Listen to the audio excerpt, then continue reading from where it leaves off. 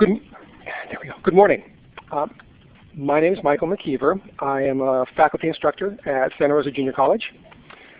And this session is about using Cccconfer, or Illuminate, in order to, well, what I call it, we're calling the session Enhancing Your Classroom Teaching.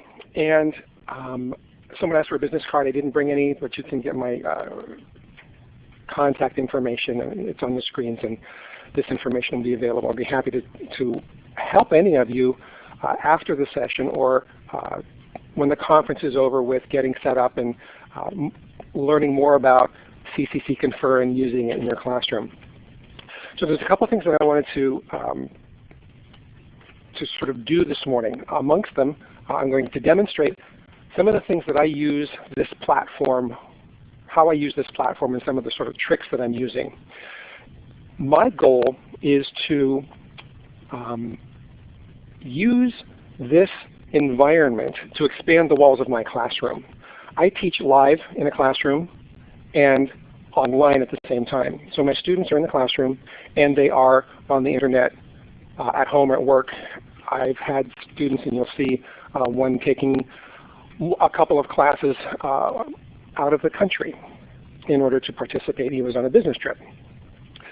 So what I have found is with this environment, I am able to have higher student retention. Students can complete my course. It takes a year. So they are able to finish. If they move out of state, I've had some even finish.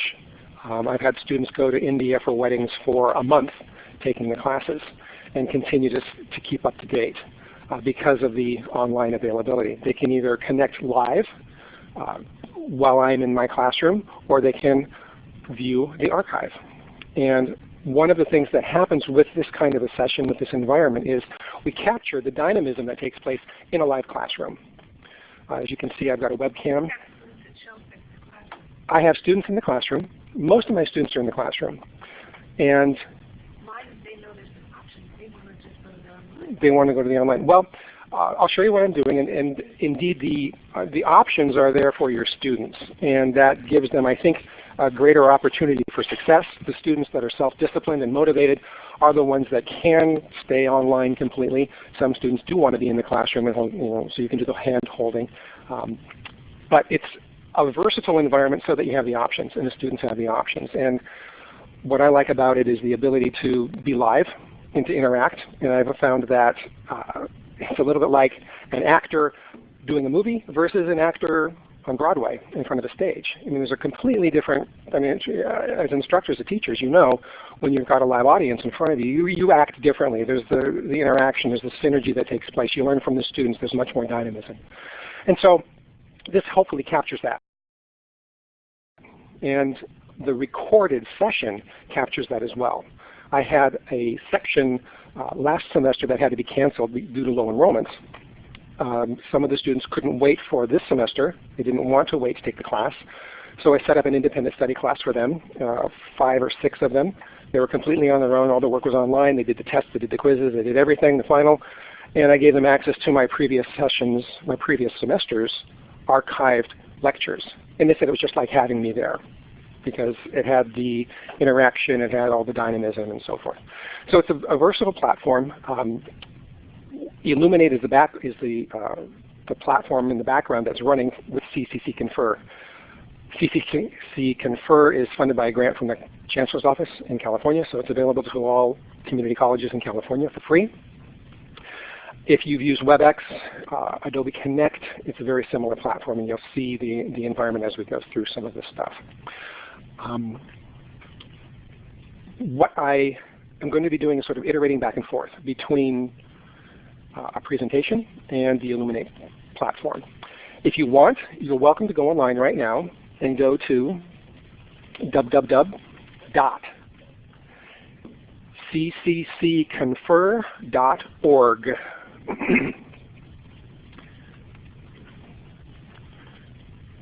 So that's up on the screen.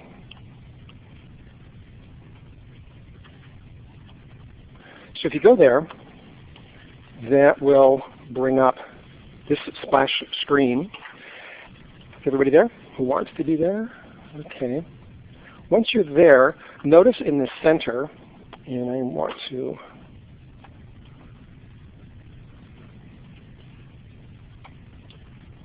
trick here.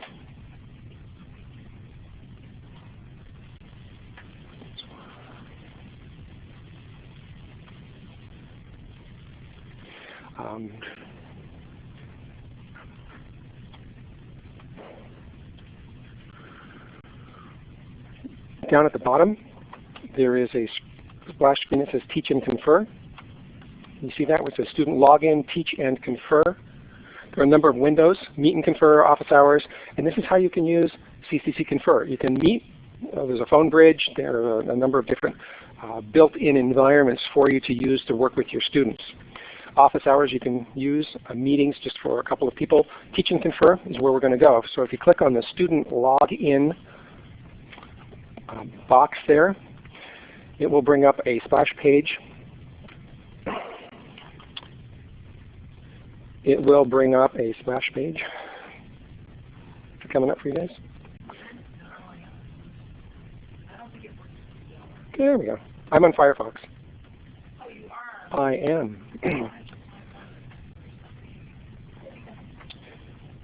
What you now will do is find the meeting, the teaching session that says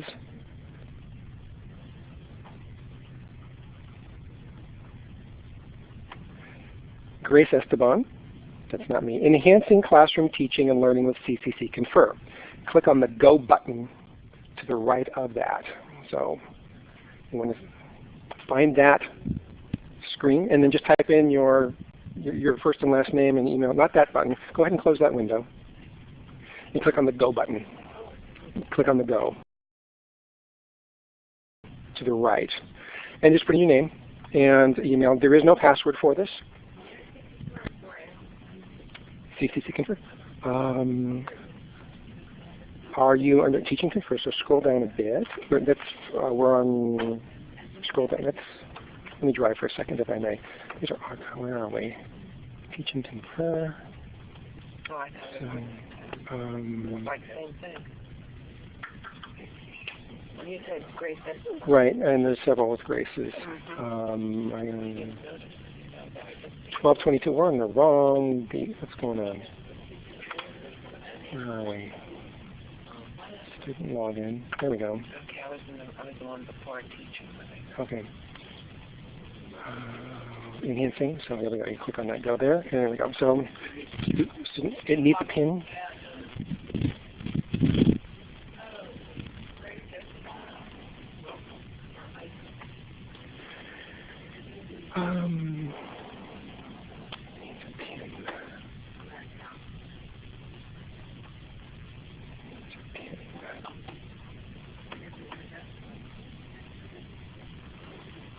Where is this?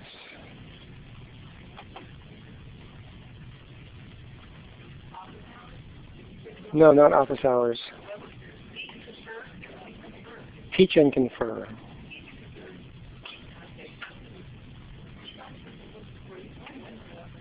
Yeah. So it wants a pin.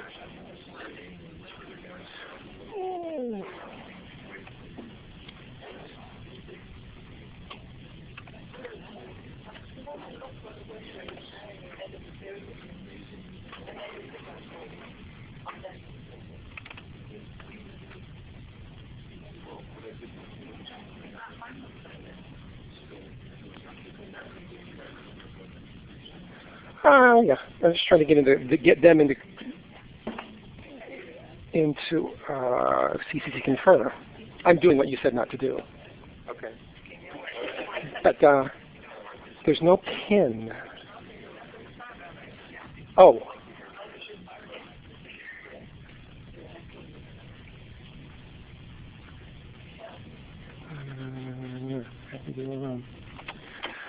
Oh well, you don't get to get in. Try this one, capital B, O, O, just a capital B, everything else is lowercase. BOOMER 141.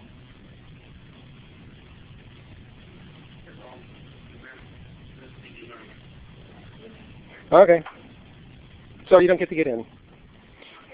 That's okay, you'll get in on your own because you're going to set up an account.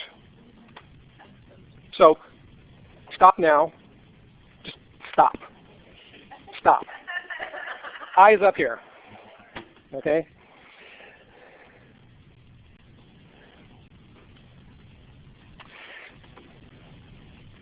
Let's see if this is going to work. All right. Now, one of the things that happens with this platform, with this environment, is when you're teaching, you'll find that you move between various platforms and screens, and Cccconfer works fairly well in some environments. When you're showing a PowerPoint presentation, a slideshow, it doesn't show the animation. And since I'm in class live and I'm doing online at the same time, I'm projecting on the screen as you see here, but I'm also going into the classroom at the same time. So I juggle. So this is my classroom. Three computers. The one on the right is my multimedia control. Okay, it has nothing to do with Cccconfer. It just controls my screen and the environment in the classroom. So it's only really two that I use. And I find using two computers is a whole lot easier. My laptop controls what's going out. I can see what's on the screen. I can watch the chat. I can see questions and answers.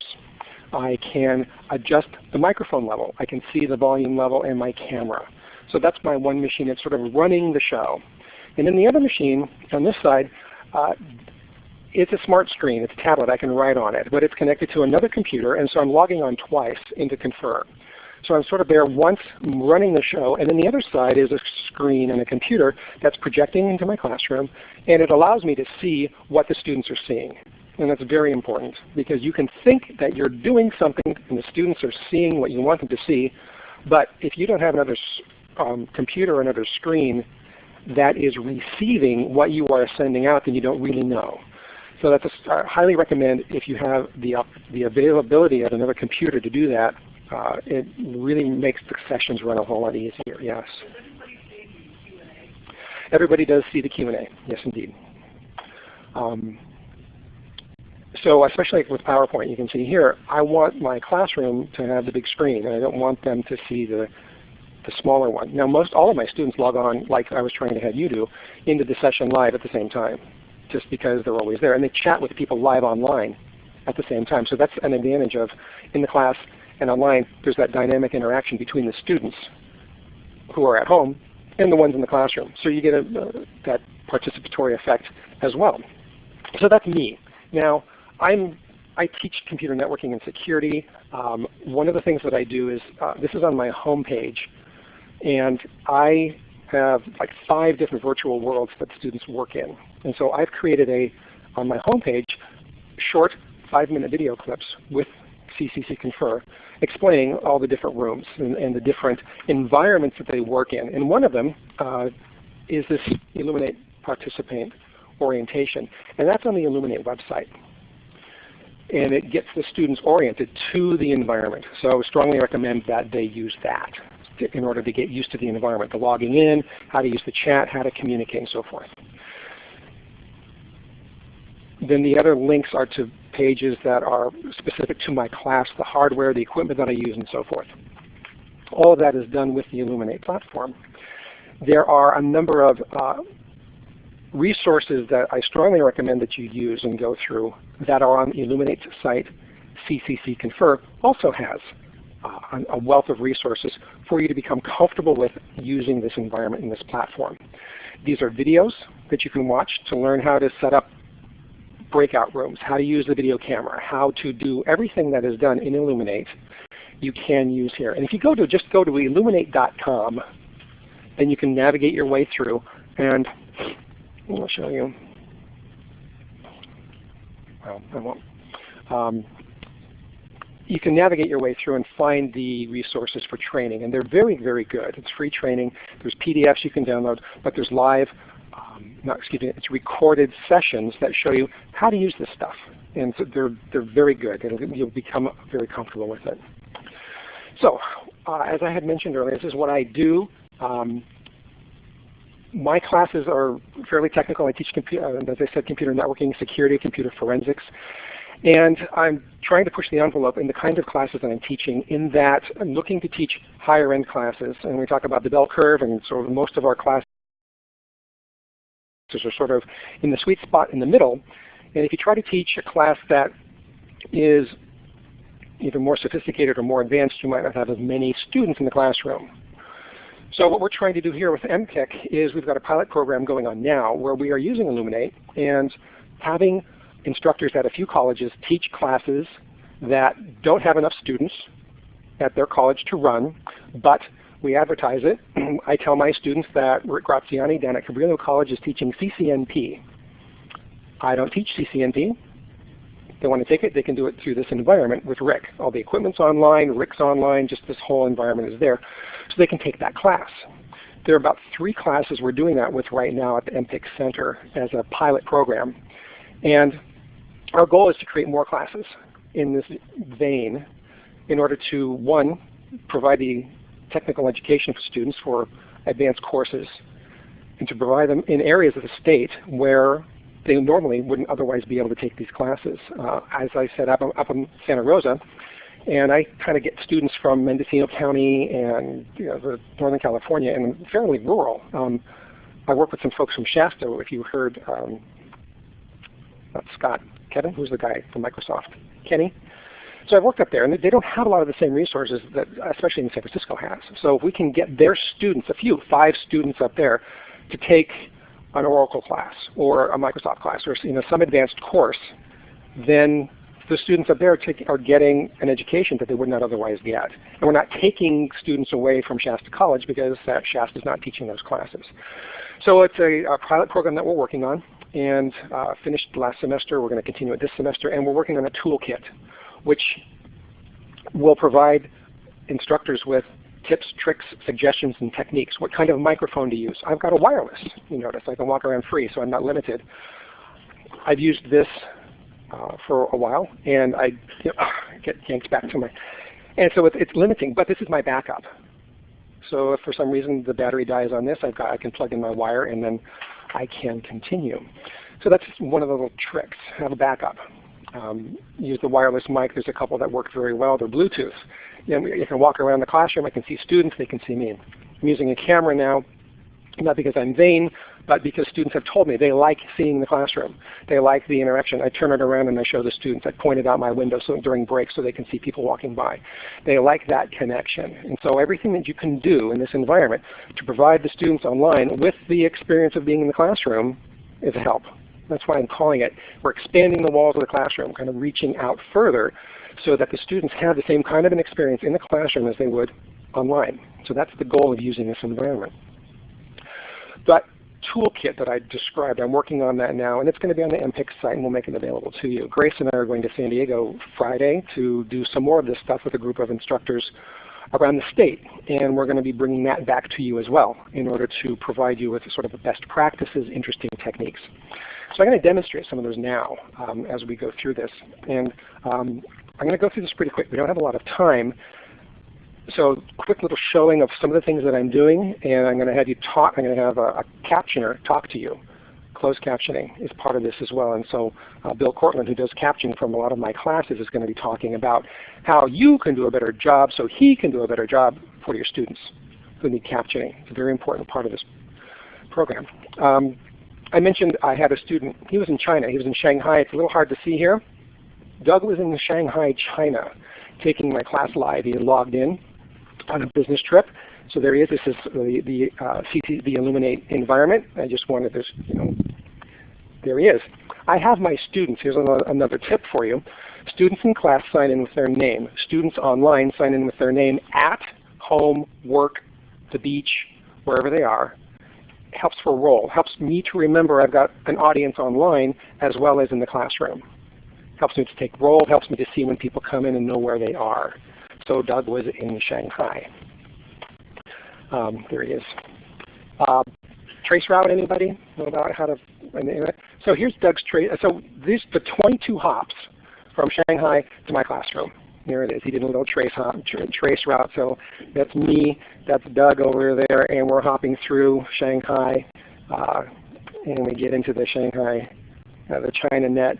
And then there's the backbone for ChinaNet, and here we go across the Pacific Ocean from Shanghai to San Jose, and then the bottom ones go from San Jose to San Francisco and then to my classroom at Sonic.net. So Doug's in China. There he is, popping his way over the live class. So what I do, I have a lot of equipment that's online that the students access as well. That's separate from Cccconfer. And this is NetLab. It's a whole other environment. But students get to live touch this stuff. Okay, so there's the gear. So they configure this rather than having to be in the classroom plugging the stuff in. They don't have to physically be there to do the labs. Okay, so this is another environment, but they get to remotely access this stuff. So there's the gear. So I take them on a tour. You can see it. So it's not software. It's real stuff. So I've got students in the classroom. And there they are. They're connected to it. And you can see this other stuff in the classroom that they're using. And the students in the classroom can work with the students online at the same time, connecting to that equipment. What I do is I make what are called breakout rooms.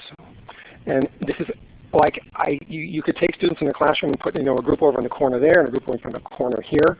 Well, you can do the same thing online. Students in my classroom and students remotely, I can put in a separate virtual room. And that's what you see here. It's a separate room. When they chat, only the room sees the chat. They can communicate isolated from everybody else. So there's a couple of rooms here that I've set up. You can see the chat window down below. There's different colors here to indicate private chats. There is no private chat in my classroom because everything goes up on the screen, so I tell students not to ask anybody for dates online. Even if they think they're privately chatting, it's going up here because the moderator sees everything. This is just a screenshot of the environment of my classroom. And once they are, you can see some of the chatting going on. How do they talk? They can either use voice over IP. Some of my students will Skype with one another. You can see them exchanging phone numbers here. So they figure out other ways to enhance this and to communicate as well. They can chat, typing back and forth. I keep my email open in case a student has a hard time connecting. They can send me an email, and I check my email periodically. I can't get in. I've got a problem. So it's another way of keeping communication open. So I'm not limited to this environment only. So that's another technique. I put things in my chat window, instructions, and I want them to do this particular lab, and I put it on the screen as well. Okay, so I'm just giving them multiple sensory input as to where to see things. This is the NetLab environment connecting to that gear I was talking about. So just a quick little shot. This is where the students go. Notice here we've got, remember those teams I put them into? Well, here are those teams, here are those students in these teams. So the equipment they get into, they connect, click on these little icons, brings them into the real gear, they configure it, they work on it. There's the team that I put in a separate breakout room. So now I've got them in two virtual environments at the same time. It's a little complicated, but they get used to it after a while. So I can take students in the classroom, students at home, connect them together in Illuminate so they can work together on projects from my class in this environment. And it allows for that interaction to take place remotely, which you can't do with an asynchronous online class. And that's one of the things I really love about this. Another screenshot of them working together, different students in different windows. They can all see this at the same time. So they're collaborating and working together. Now, how late are we going? 11:20. Okay. I've got several little videos that are clips of some of the techniques and things that I do. This one is, I'm going online with a student who's at home on a software, got a problem. And she can't figure out what's going on. So I'm going to take control of her machine and help her. That's what, just an example of what's, you're not hearing this.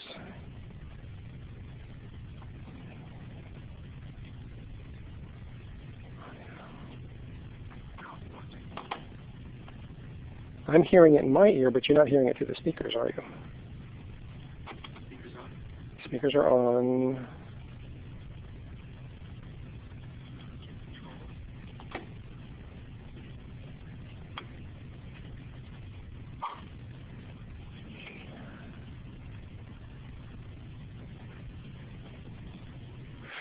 Okay, troubleshooting 101. Pardon? Down here.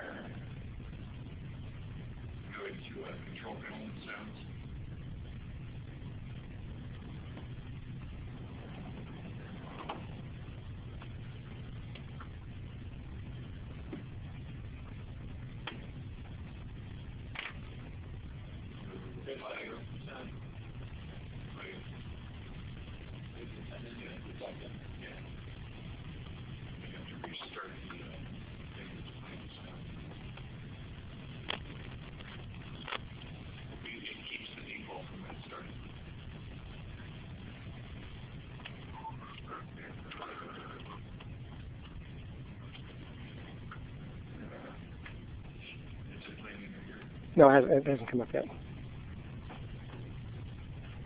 What I would like to do is Thank you. Take control. So I'm going to request So I'm seeing her computer at home. control of that. That's what we're looking at. She's going to give me control over computer. So I think you should have just given a note that said something about me requesting control. You click on OK. Then I will be able to control have the tracer on your machine. And she's done there.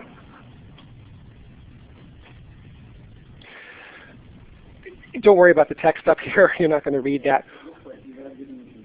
What's going to happen is I'm going to find something in here that she couldn't find. Just to, as if you're there walking, standing over the student's shoulder, helping her.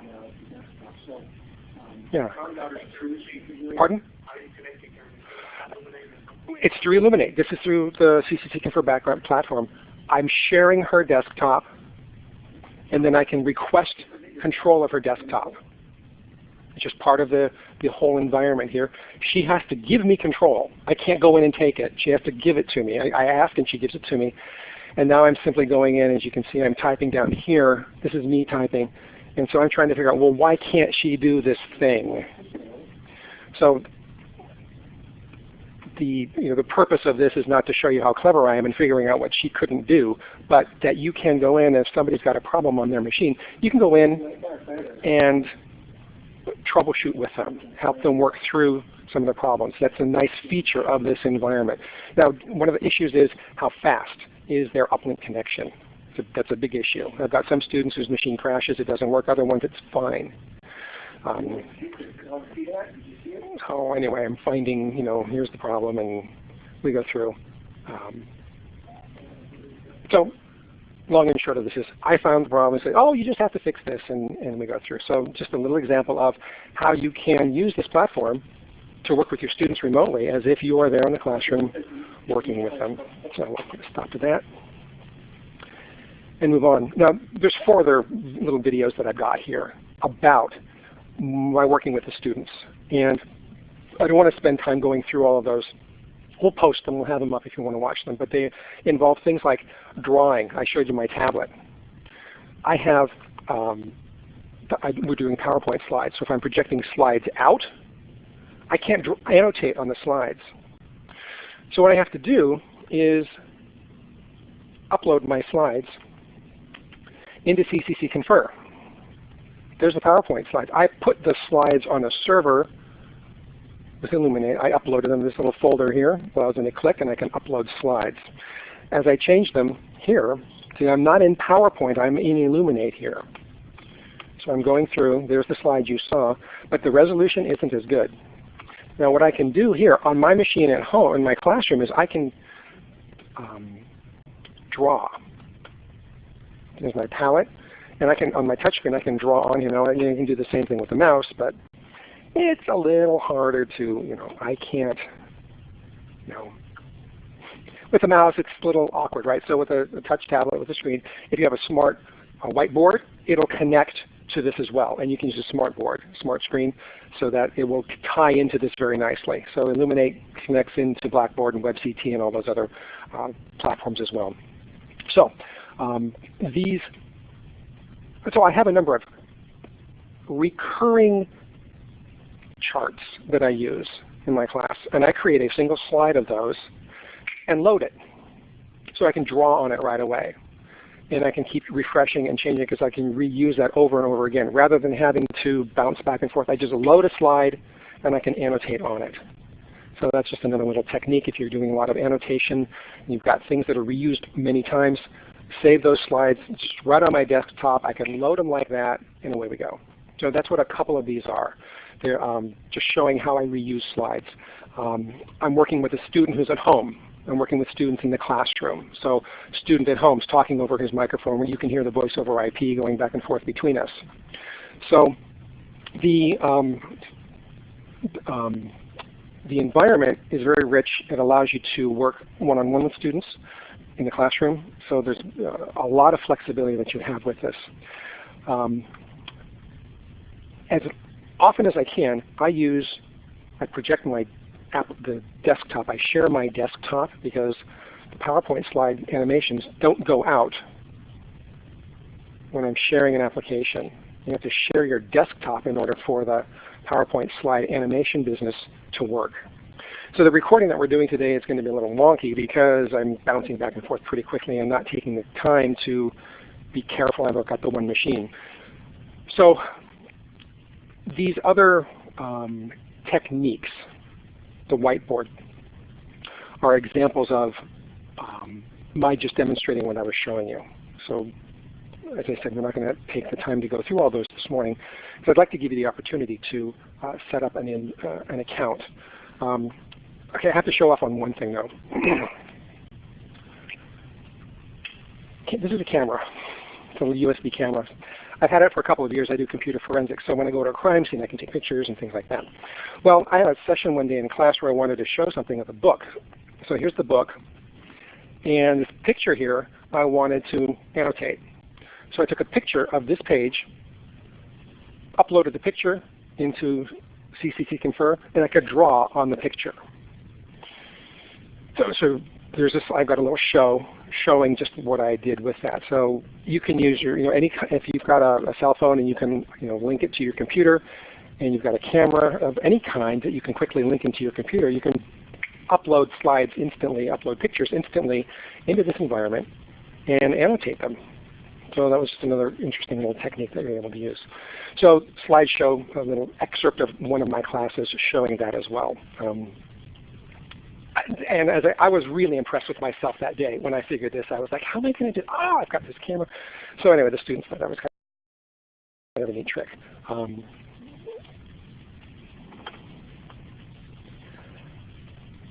Closed captioning. Now, I have students who are hard of hearing. I've had a number of instances where I've needed to use closed captioning. And it's a very challenging, my classes are very challenging for the captioner to work with because we talk in acronyms all the time. We say TCP/IP and IP addresses, and so we don't use normal words. So Bill Cortland has worked with me for a couple of years and is really well trained now. And he's trained me and I have trained him.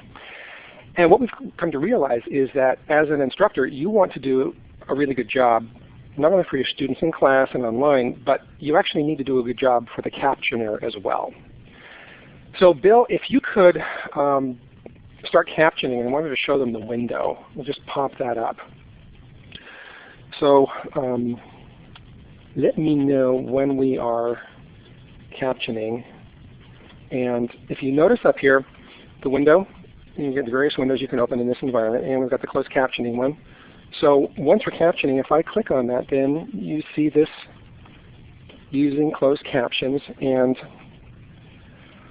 this session will be captioned. Now, there's software involved, but if the software doesn't know what to do, then Bill has to fill it in. I never have the captioning window up when I'm lecturing or talking because it's like, wait a minute, what did I? So it's very distracting. Never have it up. Students can have it up.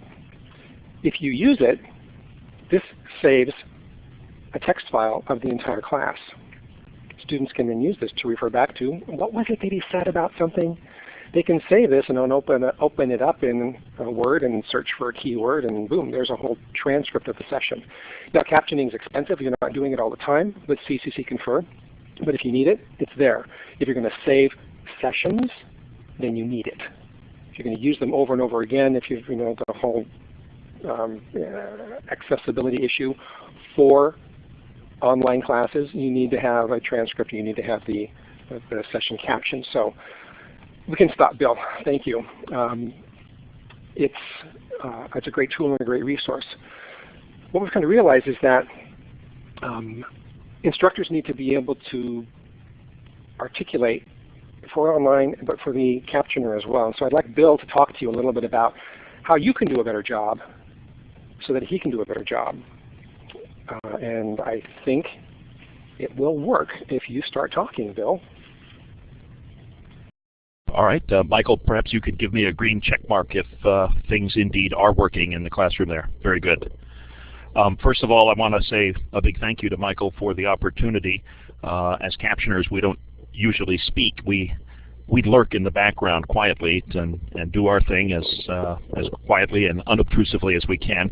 I did want to point out that captions are not just for deaf and hard of hearing students. Students with other disabilities and ESL students benefit from the live captions. And as Michael just alluded to, a transcript is automatically available at the end of the class from the archive, from the recording of the session. And now just to talk quickly and generally about how captions, or how to work with captions, mostly just ignore us. We'll do our thing, you do your thing. But I want to say that at the beginning, of the class, don't just launch and go. That's one of my real favorite ones, is a professor or instructor will just jump into a session and go, go, go. The best practice would be to do a sound check with the captioner right before class begins. And in fact, indeed, ask your entire class. If you have a hybrid class, for example, ask your entire class to, as we did just here, ask them to give you a green check mark if you can hear. And then very often, I know Michael all the time for me is very considerate, as are most other teachers. They always say, "Captioner, are you ready?" They look for my green check mark, and then you're ready to go. Something else that's always a good thing to do, I know that Michael talked about proper equipment. You know, he mentioned Bluetooth and a backup headset. That's always a fabulous thing. On the opposite side of that, one of the things that's not so good for us captioners is speakerphone. That's always a challenge. I've had a couple of classes where folks just weren't looking out for the captioner or their client student's best interest, and they were using a speakerphone with they did not have even a very long phone cord. They were lecturing from the back of the classroom, and the phone was at the front of the classroom. And so as they were lecturing and running a projector at the back of the class, I could hear every student rustling papers, having off-topic conversations. Everybody that was between the instructor and the telephone was coming across more clearly than the professor. So love those Bluetooth headsets and all that fun stuff. Using the audio wizard at the beginning of every session always helps set proper sound levels, and when you do a sound check with us, pretty much we're good to go. A really wonderful thing that Michael and our other highly technical class teaching professors do is great pace. And that's something I want to mention. If you can pace yourself, remember that your client student is reading what you say. So on the not so good side of that, talking really fast, 300 words a minute, we don't care as captioners about the difficult words. It's the incredibly wild speeds of 300 words a minute, or interruptions, or multiple speakers. That can be a challenge sometimes. Always very, very challenging when folks go off. I did want to say that if you have 90 minutes of material, don't sign up to present a 60-minute class and then try to rush through it, because it just, if the captioner can't keep up with what you're doing, and this is an archive recording that you're saving for posterity, and we're dealing, want to be conscious of accessibility issues. If the captions don't come out any good, we might just as well not have done the session to begin with. Another thing to be aware of is paying attention to the participant window and the chat window at all times. Not at all times, but peek in there. Take a look at what's going on in the chat window. The participant window, folks will give you a smiley face or a look of confusion, a green check or a red X to let you know yes or no, that type of things. And that's how I communicate back to the professor too. And so if you put an entire screen up that blots out, or you're not paying attention to the participant window or the chat window where we ask for clarification typically, that's kind of a challenge. So on the not so good side of that, when there are questions in the classroom and those students are not in an Illuminate session, they're not on the telephone themselves, and it's just an in-class question directed to the instructor, you got to repeat those questions for us, and that's something that I will raise my hand. You'll see me give the little bing there and raise my hand that I'm asking for you to please repeat the question. If there is a pause and some silence, or I hear somebody asking a question but I can't make out what it is, and then I hear the professor say something like, yes, that's right. That doesn't help, because without the context, the answer means nothing. So you always got to assume that we didn't hear anything else that was going on in the classroom that you may be addressing with your following remarks. Something else that goes on in Michael's technical classes, he mentioned they deal with IP addresses, long strings of numbers and stuff like that. Other classes, there's URLs where they're taking you on a web tour or whatever. If you can, prepare those in advance or put them into the chat window or on the whiteboard, that always helps. On the negative side, using expressions such as when you're referring to this one and that one, and you're moving your mouse pointer rapidly around the screen, remember that somebody has to read the captions and then try to follow that mouse pointer at the same time in order for the material to make sense. So if you can identify items as you're talking about them with simple directional cues, maybe something like here in the upper right-hand corner, this is important for you to be aware of. Down here in the lower left corner, here's something else, yada yada. One of my professors does something interesting as well. They have an assistant moderator, and this is in a hybrid class, so it doesn't work in every situation, but in a hybrid class, if you have a student who's in the classroom with you who's also logged into the the online session of the class, professor will ask one of those people to pay attention to the participant window, and if somebody raises their hand or has a question in the chat window, to draw the professor's attention to that question. Now, they may not address the question right away. That's fine. You'll get around to it. But at least then the folks that are online, and then therefore your captioner, is going to be able to do a good job of communicating the message from the classroom. If we do interrupt, as captioners, we try to keep interruptions to just the barest minimum, and when we do interrupt, it's really just we're asking for clarity. If we ask you to repeat something or for spelling of a word, please keep in mind that our captioners we're trying to help. We're here to help you and your client students get the most they can out of their opportunity. By the way, I wanted to mention too, Michael, that I use two computers at the same time. You can see me logged into this session twice, and one for me to caption on and another for me to see what the captions look like for the student clients as well. So I really think that's a great tip, not just because I do it, but because you do it as well. And I think that's a real helpful thing for other teachers considering doing this, that the second computer can really help you keep track of what it is that your students are seeing. Bill, I need to cut you off. Anywho, you betcha. I'm all done and happy to take any questions as well. Thank you. I've only got about 3 minutes left here, so a couple things I wanted to point out.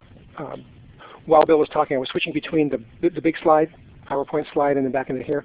See, that's what he was talking about. If you're projecting, if you're only seeing the big PowerPoint slide, you're not seeing this environment, you're not seeing where the students are typing. So again, that's why the two computers is very helpful. And so as you use this environment, if you're working with a captioner, all these things that you can work with Bill, you can talk to him, you can talk to the other captioners as well to sort of refine your technique. So that's something I would recommend that you do as well if you need it. A couple things I want to conclude with. We're not going to have time, but this is where you could set up an account. Cccconfer, you can request an account anytime today. Is everybody here from the state within California Community College? Is anybody out of state? Okay, they'll set up accounts for everybody today. You just won't be able to use them if you're from out of state after today. But you can set up an account, go online, practice with it, get a room, work in the environment. The help desk at Client Services is incredibly helpful. They're very knowledgeable and have a great deal of resources there. They can provide you with all kinds of suggestions and tips and connect you with other instructors who are using it, perhaps at your own college. So that's where you would go to set the thing up. And I mentioned the toolkit that we're working on that will be available on our website after I do it. Then it will be available to you, and it's going to have a number of videos and all kinds of a number of the suggestions and the things that we talked about. So I would leave you with, and Bill's point here, is you do need to request captioning. I didn't mention that. Thank you, Bill. that you have to request ahead of time when you want your sessions captioned. It's not like, oh, he's there waiting for somebody. There are a number of people that do this. It has to be set up with Cccconfer and scheduled in advance. So that's a part of the, it's software, and then he corrects it as where he works with a software program. And then if the software program doesn't know what it is, he'll type it in. So that concludes what I wanted to present to you. The part that we didn't get to do due to time limitations was setting up an account and you going in and playing with it. If at any time if you have questions about this, if you have further questions, Grace Esteban, myself, there's a number of instructors at MPIC that are using this. You're welcome to contact us. The folks at Cccconfer will help you with it. It's a great tool and a great resource. As I've said, I found it has saved some of my classes because I've had increased student retention. Students have a better time knowing they have the option of being in person or online. It gives you a great deal of flexibility. And as I said at the beginning, I look at this as expanding the walls of the classroom into this virtual space. And whatever, you can be as crazy as you want with it, or you can be as simple as you want with it. Start simple.